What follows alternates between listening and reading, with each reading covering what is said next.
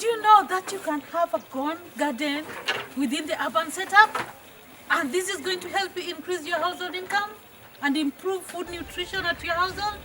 Please stay tuned and learn more from Brother Sam in his farm. What he's been doing with the corn garden to help him in his household.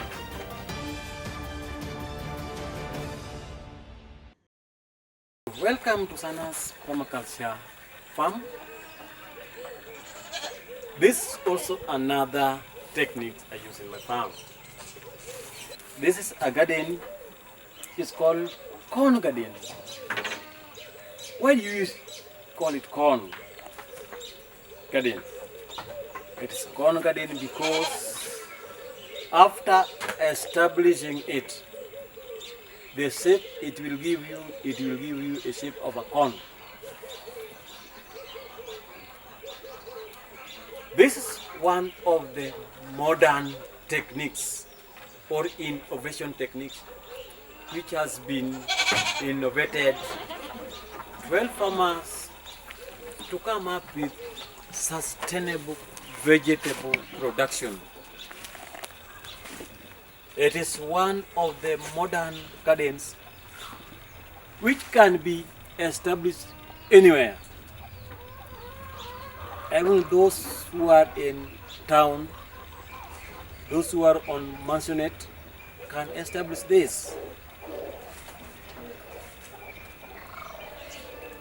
How do we establish this garden?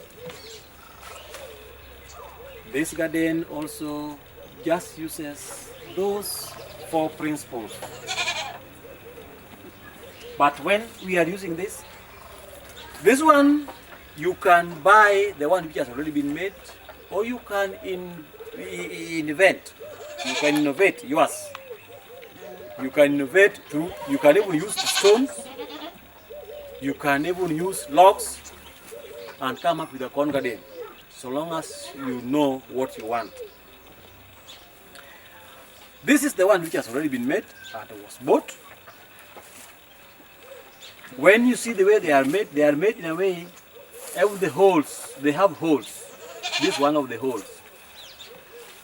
Why do we make holes? We make holes so that to allow excess water to infiltrate. These are the holes. So how do we establish this farm? Or how do we establish this garden? Corn garden has got between 6 to 7 multi-story steps. The common one is the 6th. It is made in a way, after laying it, you will have enough space to even access the top one. But if you do it in a way you don't consider distance, you may have problem in accessing the top level. So the way it is made in a way that when you stand here, you can weed your farm, you can harvest your vegetables, and you can do any other activities without any strain. How do we establish this? When you are establishing this, first you must have a well compost manure and topsoil, and you mix it in the ratio of 1 to 2, 1 part of manure and 2 part of 1 part of compost manure and 2 part of topsoil. Then you make sure you levelize the ground so that it becomes well levelized. You come with the first layer, the bigger layer, the one which is down. After levelizing the ground, and you have a flat level for ground, bring the first layer, lay it down at the middle. At the middle of the ground, you come up with a dry matter. This is what you bring at the middle. So that if this is the first layer, you bring this one at the middle. So you will start bringing your soil, mixed soil evenly to the brim. This one will stay here. Then bring the second layer. Make sure you put it centrally and you consider the ends. Bring again another dry matter, put it at the middle. Bring your topsoil and manure. Repeat up to the last layer. Why do we bring the dry matter?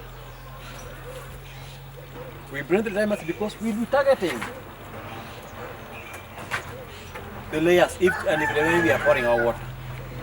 But this one will ensure that the water spread evenly to the ends so that we don't get a lot of water strain, and it will allow that porosity. We want to ensure that the center is porous in a way that it can allow water to move to the ends evenly. So after coming up with the garden, you can do your planting in a zigzag way. Then you have your vegetables. Then the principles, those 4 principles must be well demonstrated. Like this one, I planted colandra.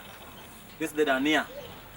It's one of the IPM, pest management strategies. Dania is also a repellent. When you smell it, it has got some smell, but pests usually are being repelled because of those smells. So that's how we come up with our corn garden. Thank you. Thanks so much, Brother Sam. I hope that they have been able to learn something. Let's stay tuned for the next episode so that they continue learning more on sustainable farming practices using permaculture principles as one of the tools.